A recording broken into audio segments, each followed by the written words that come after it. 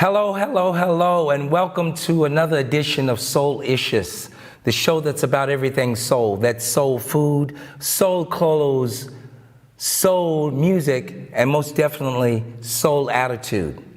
Today is a world premiere. Why, you ask? Well, my guest today is not only a renowned author, but she's also a motivational speaker, and she is also my mother. Coming from the East Coast, Virginia, now residing in southern, sunny California. Please put your hands together and your hearts together for my mother, Marjorie Saunders. Hey, hey, Ma. Hey, how you doing? I'm doing great. I'm doing great. It's great to see you. You look beautiful. I wish I was there with you. We don't have that kind of weather over here at the moment. It's a bit sunny, but it's a bit dry at the moment.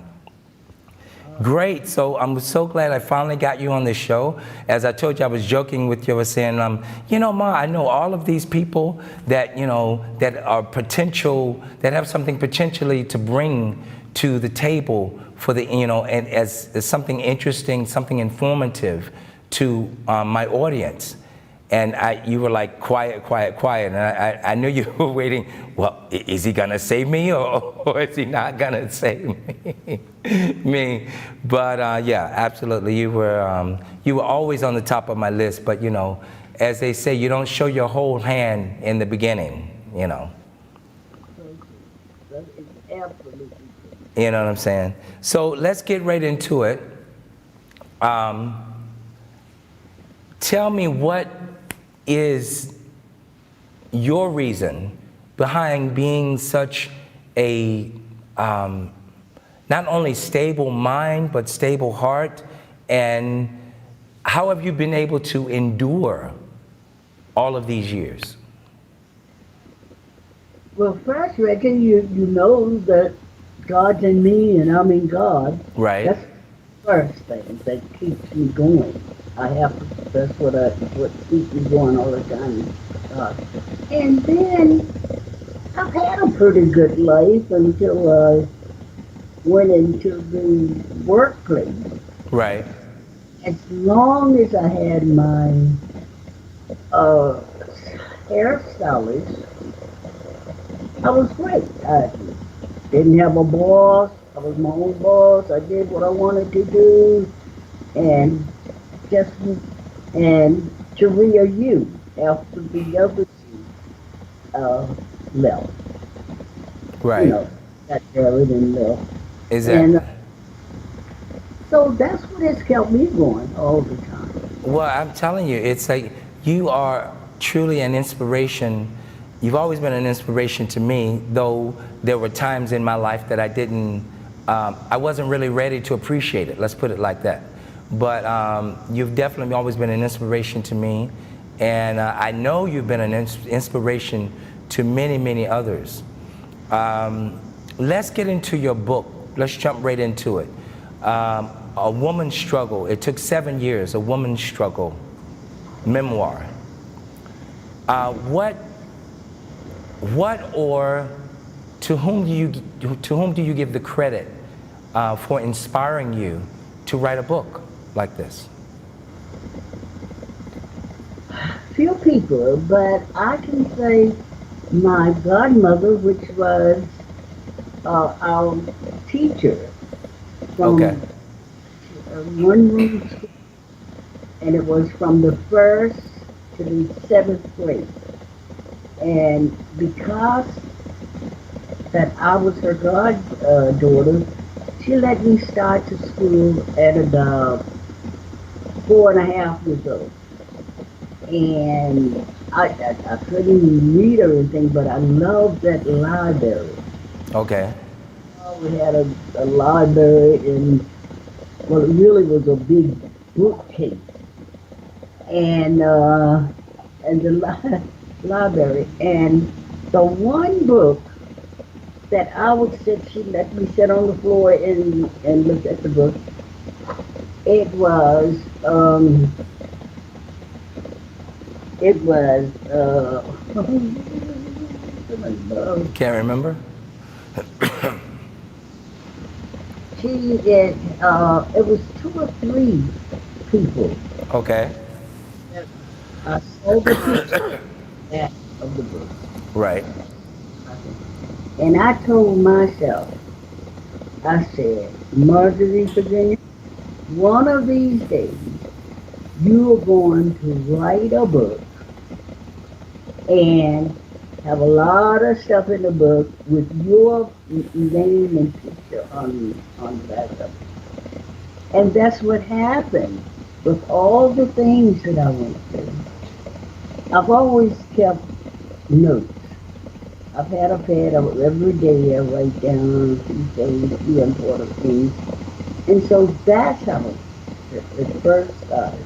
Okay. Then when I left my beauty salon and went to, can you imagine, the Norfolk Naval Shipyard. Okay. Never, the clock or never did that, and all of those ships and all of that. But I had to go in as a worker, Excuse me. and I told myself, I said, within a year, I'm going to be assistant to the shipyard commander. Now you know that's going high. This is just the way I've always thought of things. The higher, the higher, the higher. I knew I wasn't going to be an assistant to because I wasn't in the military. But here I had been promoted to, and the first female, any color, to be an engine and pump operator. So basically, you were on the big barges. That's the engine. Yes. Okay. And your job was, if I'm not mistaken, was to make sure that there wasn't a spillover in the ocean. You had to check all the gauges and everything, make sure that everything was correct. Is that right? That's right, but we also had to, with the title of engine and pump, that means you pump out of the big ships and Okay. everything, and whatever. Sometimes it's steel, sometimes it's other things, you know. That's what we did. Yes, you had to watch the gauges and all of that. And the thing is that you were down in a manhole. You had to go down in a manhole. And we're going to get to the other part in a minute, too. How did you even, geez, I guess the question would be, how were you able to push aside, which must have been quite frightening for you, you know, how were you able to push that aside and say, hey, I can do this and I will do this and I'm going to get through this? How were you able to do that? What was the... And because of my God in me and me in God. Okay. And I have to see to Reggie and I keeping the home we had and care of you to go to school and all of this. And maybe a little bit of the way that I was reared, that I like competition for one thing. Okay. I like to win. When I go out there, I'll go out there to win. It's as simple as that, and that's what I taught the three of you. Right, exactly. And give it all you have. Right, exactly. As I say, 110%. Right. So now, from down in those manholes, as they call them, I know that, you know, I'm going to go back to this in a minute, but I know that you're claustrophobic. I know that's a part of your makeup, if you will. I'm just imagining so many people out there that are watching this show now that would say, no way in the world I would be able to do that, even if I understood I had a responsibility at home to keep the home, you know, my son and everything, and just to live a life. You bypassed all of that. I mean, that's a testament within itself, you know. And so, moving on from that, moving forward from that, let's fast forward to, actually, you know what? Instead of that, let's go back. Let's go back. Tell me the beginnings of my mom before I knew who was my mom. You said, I remember you telling me a story that you used to go outside to the cornfields and you would give class to the corn. Elaborate on that a little bit and where that came from, if you will. Yes, because I've always wanted to teach. Okay. And it was a big oak tree out by our house. Okay. And they were growing corn. It had just short up like this. Excuse me. Every day after breakfast and all of this. Right. But let me put this in here too. My sister Susie. Right. Would say, I'd go in the kitchen after the breakfast and everything, and then I'd say, Susie, I'll be coming back in a few minutes. And Susie would say, Marjorie, don't you come in here asking all those questions and talking so much. They told me when I was 2.5 years old. Right. I started talking and asking questions. And I stop today. This is what I do. There's a lot of people that you just talk. But I talk and I like to talk and but be honest. You know, I can't stand the lying. Right, exactly. Marjorie, Virginia. If somebody says that, oh, she's a liar, and like Aunt Madge would say, if I'm lying behind somebody. So, Now, let me ask you this, if you don't mind. When did you start developing the attitude of keeping receipts on everything? I think you even kept receipts on like toilet paper. I mean, when did you start doing this? And I know you continue to do this, but where did that come from? I mean, it's a great attribute to have, but tell me where, yeah. Where did it come from? Well, let me go back to the school. I'm out here teaching and stuff. Okay. Susan told me not to come in there asking questions and talking so much. So then I'd go out to under my oak tree, and my corn stalks would be out there, and I'd say, good morning, today I'm having a class. We are having a class. We're in school. And then I'd teach them for, I wasn't keeping time or anything, but we teach that day. The next day I go out, I said, okay, we're in church today. And then I would preach. Okay. And so maybe that, and then my godmother, Teresa Hunt. Okay. And she praised me. I don't care. Oh, look at my baby. Just look at my baby. Look, I'm acting like I'm reading the book. I don't know those words and everything. And I'm sitting up there acting like I'm reading this book and that. And I'm just writing down some stuff. And when people say, oh, Margaret,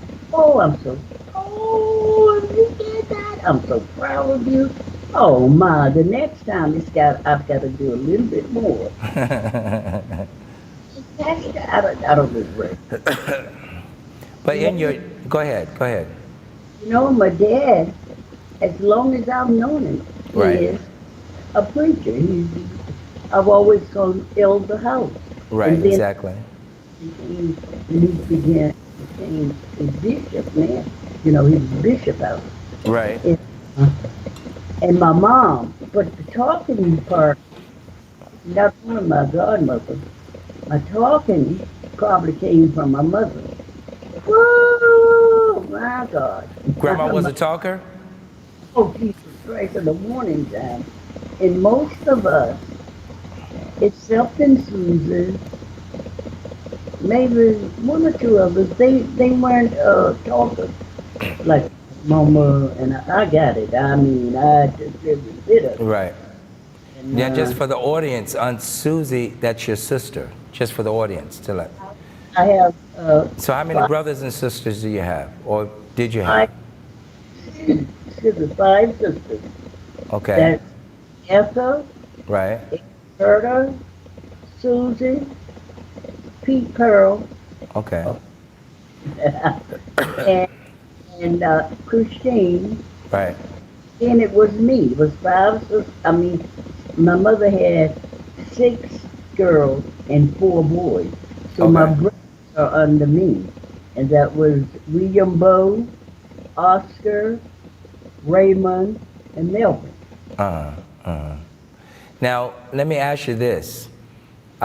Being that I am a part of the family, I happen to be, I've kept abreast, you might say, of some of the activities of our family.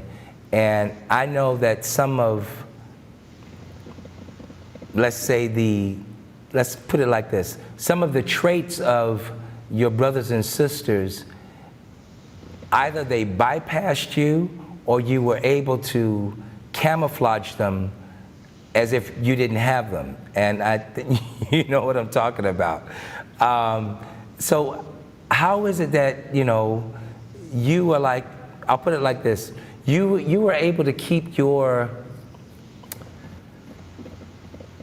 I don't know, yourself together? Not that my aunts and uncles weren't, but it seemed to take a lot for you to blow up, as opposed to your sibling, to your, you know, your brothers and sisters. Can you talk about that a little bit? God, that right. And that, I said, I wasn't going to say that. Yes.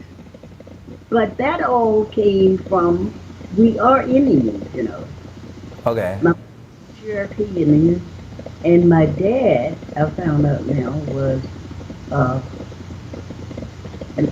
Southampton Indian tribe.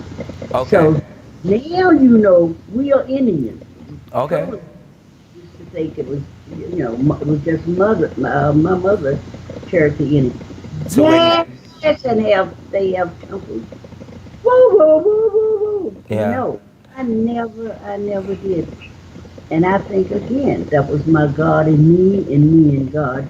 Because first, I always thought about, first maybe we could discuss it. You know, tell me what I have done to you. So we can get it out in the air and let that go. right, right, right. Keep so much in your head and your heart.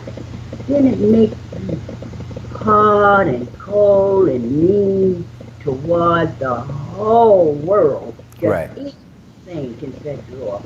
Now I will, and maybe this is what I do, where they would tell y'all, you know, do the bad words and stuff like never. I've never said a cuss word in my lifetime. I always thought if I did, God would just slap me right across the face. And I feel like, God, if I slap you across the face, you know you've been slapped. That's the reason that I have never done that. But I would write a letter on you in a heartbeat. This is exactly what I wanted to get to. You have, I'll put it like this. I've taken some of those traits from you that it takes a long time for me to get upset also. And when I get upset, before I get upset, I try to, talk it out, or, maybe we can find some way to deal with it without, fisticuffs and stuff like that.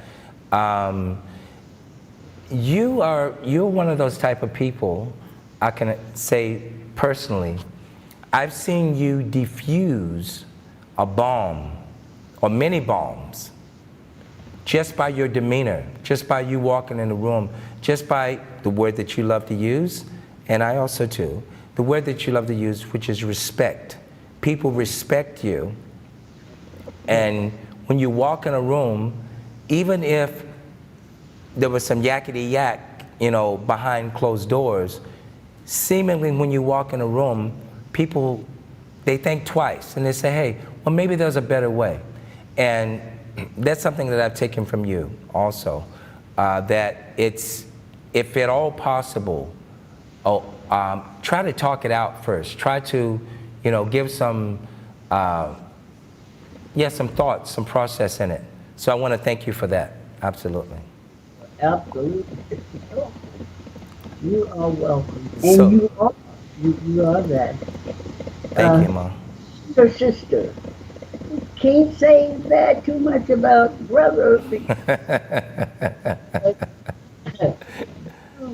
Turn the wrong way with him, and he's going to let you know it in any kind of way that Well, that's the beautiful thing about being an individual. Everybody has individual traits. You can be siblings, but you have an individual personality, which is, I don't think is a bad thing. I think we can find common ground. I always try to find common ground, and I also believe I learned that from you too. So we've done 21 minutes, 22 actually. Let's go to the board here. There's someone that we know very well has written in, and it is Victoria. She wrote in beautiful, hi family, So Vicky, Vic, we hope you're around, okay. VVV. So and so I encourage everyone to write in and everything, because like I said, we're gonna get a little bit deeper in a minute. Okay, so now we've been in the cornfields, we've been teaching. We know your entrepreneurial life, if you will. You started off as an entrepreneur, and I believe you took some of those entrepreneurial skills even into the shipyard. Would I be right in saying that? All right in saying that. And let's go back to the shipyard. What do you really think, and all of this is in the book, I'm sure, what do you really think really ticked off people about your personality? What was it, really? Okay. If you can look from their side to you. Right, are you ready? Go for it, shoot. Number one. Okay. You do not, as being polite, you do not walk into somebody's place or ride into somebody's place with blonde hair on. Okay. That they used to call me this. They used to call me, one of the employees, one of my coworkers gave me a gray bike, bicycle to ride. Okay. Used to say, the blonde on the gray goose. That's what they would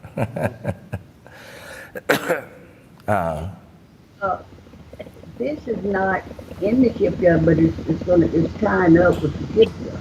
Right. And remember when we were going across country and everything. Exactly.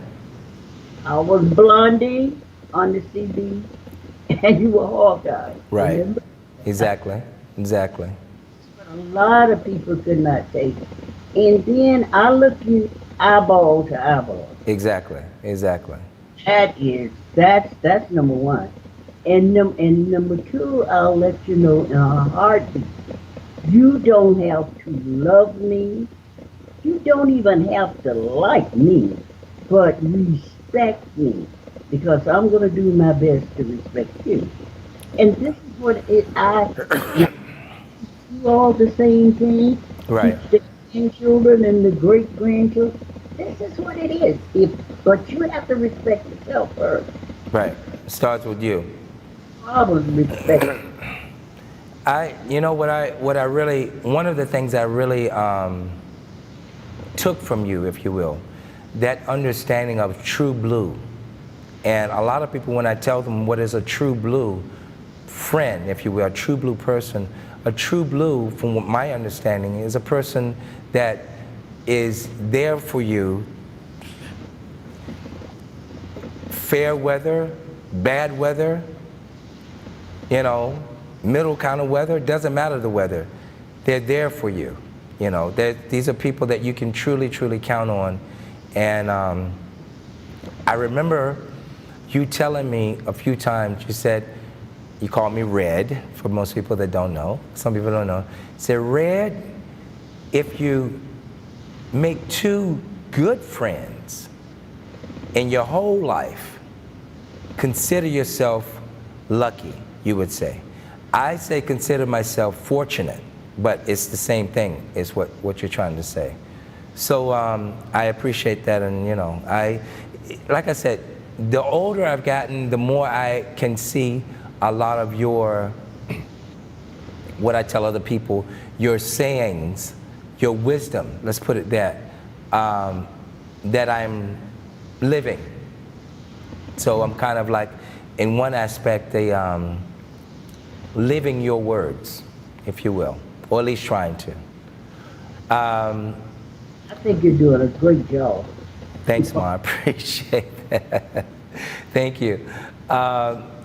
One thing I wanted to touch on was, what is your perspective from the time that you were growing up to today's time? Do you see any difference? And if you do, what are the differences? Or the similarities? No, it's many differences, many differences. Because in my day, growing up, not only me, any of the children, Right. my sister, neighborhood and anything, the number one thing that you did not do was disrespect elders. Okay.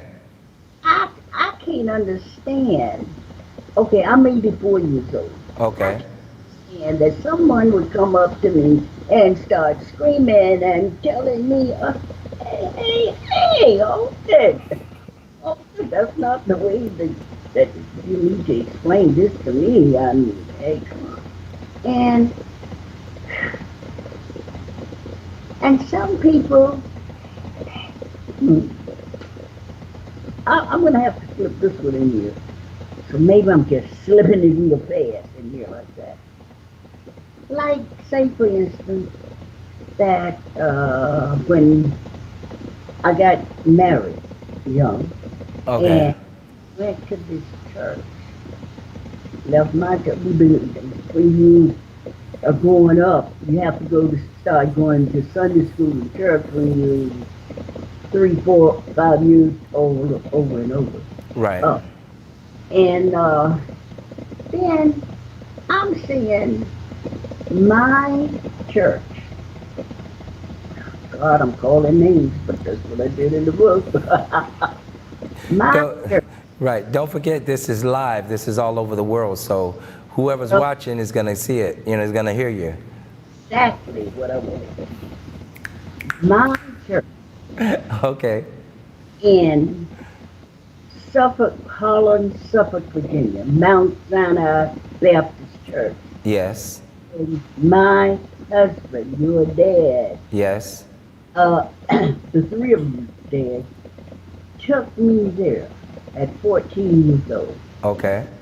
And everybody in that church knows Marjorie, Virginia.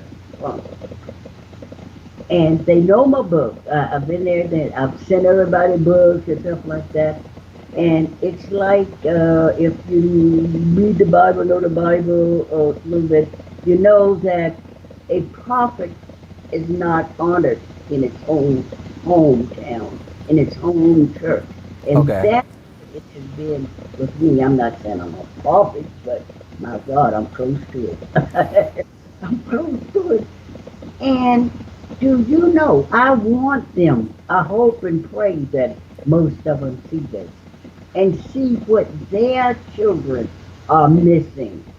That Black History Month, Right. one of those years they could have said, I would have paid my own way there. You know, just to come and be a part. This is one of us, crazy. Right. Look what she has done. And I didn't just do it for me, I did it, and not for my three children and my grandchildren. I did it for so many people. Right. So you just don't sit or stand and let people just treat you any kind of way. Right. Now let me ask you this, just to get back on, not that we're off topic, we're still on topic, but Uh, can you tell me a little bit more of, okay, let me put it like this. You know the things that are in the news today. You know, there are many things in the news today. We have the Black Lives Matter movement, and we've had many other movements that were similar to the Black Lives Matter movement. It just happens to be, Black Lives Matter, just happens to be the one in the forefront today. So if you can take that back to when you were a child, can you relate something from then to now? I could, well, I wasn't a child too long, like I I said, know that, I know. starting there. Right, And I march, and the people in our community and stuff like that okay, march for Dr. Martin Luther King. right, There's so much going on. I wasn't one of the ones that got sprayed or the dogs jumped on or anything.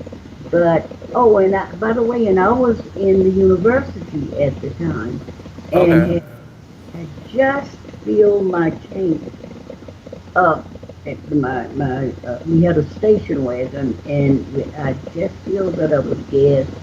When we came out of class, the gas was running all over everywhere. Somebody had came to the campus, on the campus, and just did a and they broke some windows and stuff. So I guess I was considered a little lucky. It was just the gas, my gas. right. But yes. So you guys did a lot of marching back in those days. And isn't it ironic, 2020, almost 2021, people are still marching for the same, many of the same reasons, many of the same issues. To me, that's always been a how can I say, something it was really difficult for me to grasp how people can even think in this way. And I know that you know this. When I was a young lad, if you will, a kid, in school, I never understood racism. Till today, I still don't understand racism. I know it exists in people's minds, but a lot of crazy things exist in people's minds. But practically speaking, and maybe you can elaborate on this, practically speaking, how can someone love me or hate me because of the color of my skin? How can you base love and hate on the color of somebody's skin? I was talking to someone the other day. I said, hey, suppose I'm this color we met and I'm this color, and then maybe I get my skin changes and I go out and you see me somewhere. Am I a different person then? Do you like me better or do you hate me because of the, it has nothing to do with the intelligence, Can you elaborate on that? Did you have to deal with that when you were a kid? No, I did not, but I did have to, not with Julie Laverne and Alan Roscoe, I did not. But with you, I did. Because you were the one that went to, as we call it, the white school. Okay. You were taller than anybody in your classroom. Okay. So this white teacher, she says, now you came back home and told me once or twice, and then you said that, Mom, the teacher, she always send me out to do something, not anybody else in the classroom. She always be screaming at me, but not anybody else in the classroom. Right. That's what I could have lost it then, but I still did my same Marjorie kind of thing. And so that third time that you were saying, and there you were crying, and she told me to go sit over on the corner there, and everybody else was going, oh my Lord. I didn't go to her. I went to the school, I went to the principal's office. Okay. And I was praying all the way, God, give me the right words to say to this man. And I went in there and I told him, and I said, now listen, this is my first time coming here, and I have two other children that I didn't have to go to the school because the teachers mistreated them. One time we learned that mistreated. But I come back to you again, and I said, I want to talk with the teacher, but I want to her in here with you. Because, and I said, because I don't know what I might do to her, messing with my baby. What's wrong with her? And so she came in, and I know the time he came home crying is because she had her whole class to come to her farm, and she had horses and stuff that the kids early stuff. Ah, right, yeah. She wouldn't let you come. Oh right. my. I just kept saying, Lord, please let me say the right thing to her. But I told her, I said, let me tell you something. You've been knowing black folks all of your life. You're old enough there. And you probably have 3 or 4, in your house, cleaning and whatever. Right. I said, you make the wrong black people now. When you are messing with my son, and you knew you were just, you knew the first grade before you got there, because you don't want to start there, do you? When you're young and stuff like that, and that kind of stuff. You've always been smart. And so she said, well, I didn't think that, she didn't say black. She said, I didn't think that he would want to come. He wouldn't know how to ride the horses and stuff like that. I said, you should have taught him. He should have come, and you should have taught him if you thought he didn't know how to ride. Right. Let me ask you this. Continuing on with this theme, why do you think it is still the most essential thread to getting to the next level today? Why do you think that is? One thing is, the first thing is, that you have to vote. Okay. Everybody, may I say this, how pleased and proud I am For I have, that's Granddad Alphonse, that's your dad, and I have two teenagers. Well, no, one is a teenager. That's great. A great grandson, number two, Enzo, and my great and our great granddaughter, Fabiana. They are voting for the first time. She just finished high school, 18. He's 20.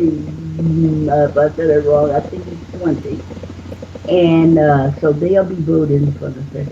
And this time, this year, if you never voted, I know you registered, but if you never voted, vote, vote, vote. It's important. It's important that we can't keep going on the way we are doing it. Oh, Lord. You know, speaking of, again, going along with this topic, there were stories of men, black men, they were asked, do you have to tell your children how to act or how to behave when they're stopped by the police, or even when they're seen by the police, you know? Yeah.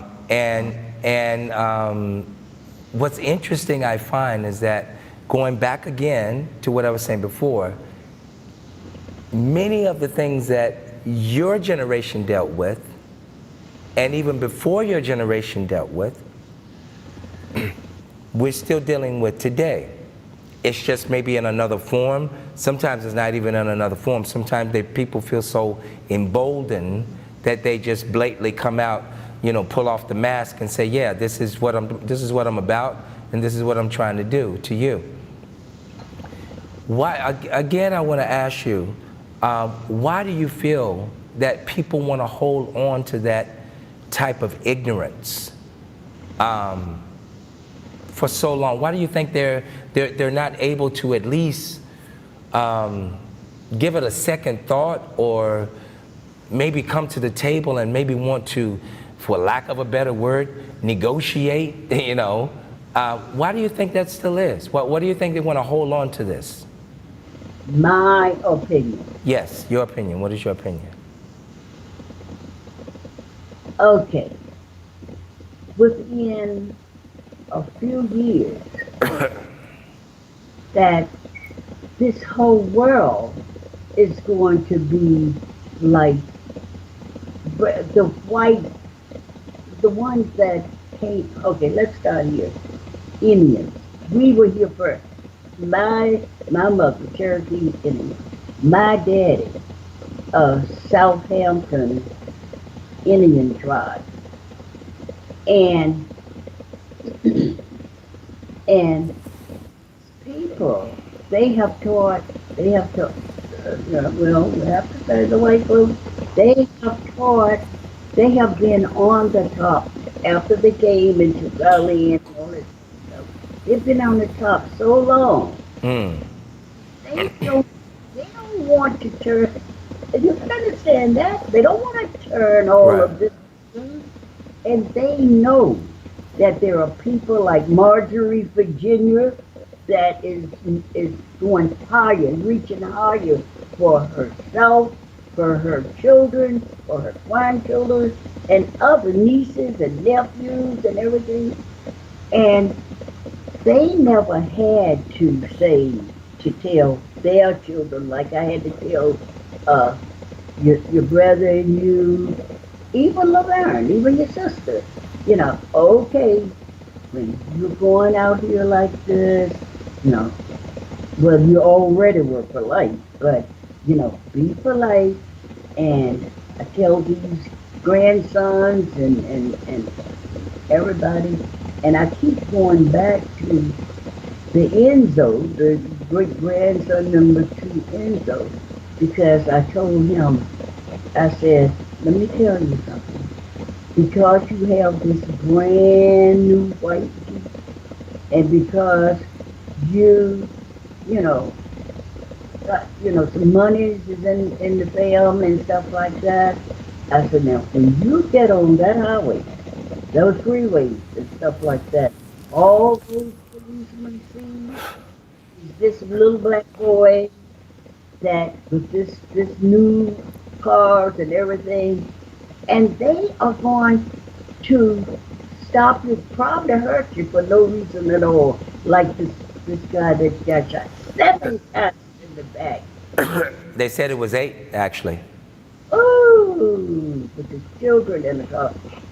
Some God is getting ready to come and show the people what the world is all about. And this is what I was going to ask you on that, just to put a fine line, a fine dot on that. Do you see, through all of this mayhem, do you see an ending, a positive ending in the near future, or do you see one, or let's put it like this, are you pessimistic or are you optimistic? I'm optimistic because Okay. it might not even be in my day, but I'm not planning to go anywhere anytime soon. All right. Oh my God, and everything. But yes, it is. Yes, it is because people are tired. I went through it, okay. Then my children had to go through it. And their grandchildren have to go through it. They're tired of it, other people's children and stuff. Right. Take away from me. I'm a person. I am smart. I have money. Just because the color of my skin, are you foolish? They aren't going to take it. And how they're just burning down the Right, right, That's not right either. right. No, it seems like it could be another way. Right. But let me say this to you, Ma. People, the majority of the people, if you will, I would think, have been tired for a very long time. And this goes back to what I was saying before. The things that are happening today, it's nothing new. It's nothing new as far as like the protests and the this and that, equal rights, justice for all. All of these things have been not only fought for, talked about for so long. So back again to what I was saying, people have been tired for so long. What do you feel will be the turning point for action, for long-lasting action, equal action for everyone across the board? What do you feel will be the turning point? Because you said you're optimistic. To get some of those head people out of office, to get people in there that have a heart for everybody. We are all human. It's not a race, or it's a human race. And we are and when they start putting people in office that have a heart and a mind and a soul and know that they are human, their family too, in your family, other people's family. And some of these, especially these older, like my age and a little bit under, they are the ones that, I hate to say this, I'm like, me, it's time to sit down. Just go and relax. Everything on and everything. Just go on a cruise, go somewhere, and think about it. Think about that you're all human beings. Absolutely. Let me say this, moving on to another thing, maybe a little bit lighter. You've always said you're not a joke teller, but everybody that knows you, that's around you, you have this type of demeanor that makes whatever type of situation that may seem heavy, it becomes light. Not that it's not serious, but you kind of you're able to take the sting out of a lot of stuff. Did that come from, I don't know if you can say where it came from, I don't know, mom, dad, sisters? Where do you think that came from? Because you still have it. Yeah. Red, Red is fine. I truly don't know. I've just had it so long, I just think I was born with it. I really believe I was born with it. And you talk about jokers, Jesus Christ, in the morning time. And our family, my Alphonse and my firstborn, Right. Julie Laverne. Now she's got the jokes. Joking.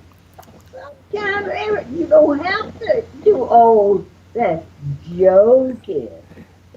See, that was my sisters and brothers too. Oh, they'd do something else. And they say, "Oh, I was just joking. I was just." Nah. So, Ma, you asked me once, I could go so many places, but you asked me once, and I never replied to you, and about what does this word love mean to you? Remember you asking me that? You wrote me on, you asked me, because you write respect and love, I write love and respect. And you say, what does this word love mean to you? I'll tell you exactly what it means to me. It means everything. It means everything across the board on the highest level. And this is, even when I didn't understand where you were coming from, I always loved you. I always put you on the highest height, on the highest, I won't say pedestal, but in my highest, the highest part or the deepest part of my heart. You've always been there. And I'll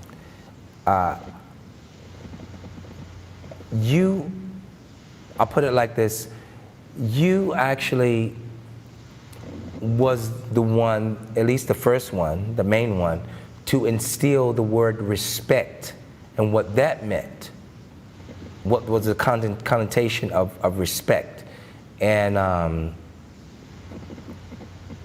I found that if you put both of them together, it's a beautiful relationship. It's a beautiful marriage, if you will. And I think, to be honest, it's very difficult to have one without the other. Do you agree with that? I agree with that. You agree with that 1,000%. Okay, so we only have 7 minutes left. And I'd like you to tell me a little bit about your grandkids, all of them, what they mean to you, and your great-grandkids. Talk about it a little bit. Yeah, I do. I agree and I agree. Okay, I haven't heard you put your dad in there. When I say something, I said Granddaddy Alphonse Right. and Nanny. I would put Pop in there, but I'm interviewing you. Okay, but I'm saying this is how I say it. Okay, okay. 7 grandsons. Grandson number 1, his name is Vince Valentino Chico Modoc Lincoln. Right, Call him Chief. right.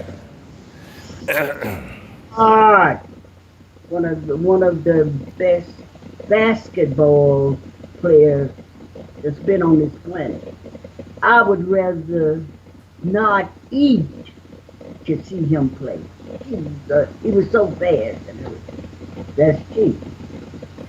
The next one is Allen Jr. Smart. Sing. I mean, he's got both his parents can sing. So, sing. Lord, I hate to say this, but I'm saying it. I'm saying it anyway. Only thing about Alan Roscoe Jr., he falls in love so fast. Jesus Christ, he's in it. He has never been married. He doesn't have any children, and always gets some woman with a whole bunch of children. But he's a lover. I love him to pieces. Okay. All right, we got a few more minutes left, Mom, so make it a little bit faster.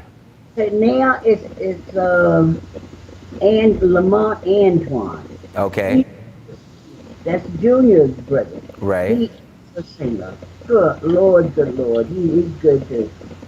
The next one is Jonathan, which is here. He's the one that picks up all of this, and he is smart when it comes to technology. That asks for Jonathan. Okay, the next one is Rashad. I call him Shot. right, right. Shot's the rapper. Uh, and he love him to pieces. And the next one is Shot. The next one is what am I saying? Shot, and then it's that's it. Oh, Adrian, grandson number 6, Adrian, your son, Right. and smart as he can be. He's saying he's got everything going for him. And the last grandson that I love to pieces is Julie. And then two granddaughters, Nika Vashon and Victoria, that just called in. She's Right. love them both. And then we have 3 great grandsons and 4 great granddaughters, and that's there it is. Well, Ma, one thing I want to say before we go, Go. yeah, because we only have a few more minutes left. I told you the hour goes by quick. I told you that. I told you, yeah. So before we go, though, I really want to say this from the bottom or all parts of my heart, the core of my heart, that you are beautiful inside and out, and I am proud to call you my mother. And Proud to call you my son, my red. Hey, mom. So, to be honest, it looks like you're living your best life. Well, I am. You know, and I want to say that I had a fabulous time last year. I can't believe it was just last year that we were together, and hopefully after the COVID-19 and everything gets, how can I say, gets maybe under wraps, if you will, we can meet again soon. Right. So. Catalina Island. Exactly. So now we're going to go at the end here. I want to give you a shout out. Before I give you a shout out about your book, I want to say give a really, really big shout out to Jonathan, of whom I call Jada. Jada, I want to say thank you very much. This couldn't have been possible without you. So I want to say thank you. And I know you're going to see this later. But thank you so much, and I love our talks too, and I'm looking forward to having many, many more. Okay, Mom, we've had we're on the last 30 seconds.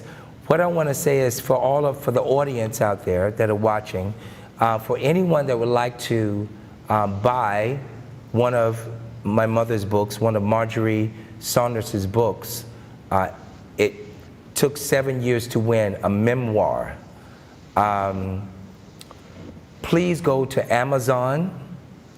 You can go to Barnes and Nobles. and to basically anywhere where they sell books in that respect, in that way. I guess we're gonna put something up on the screen real quick, I guess. And yeah, and so Ma, it's been more than a pleasure having you. There you go, put it up, hold it up. You can even hold it closer, this way.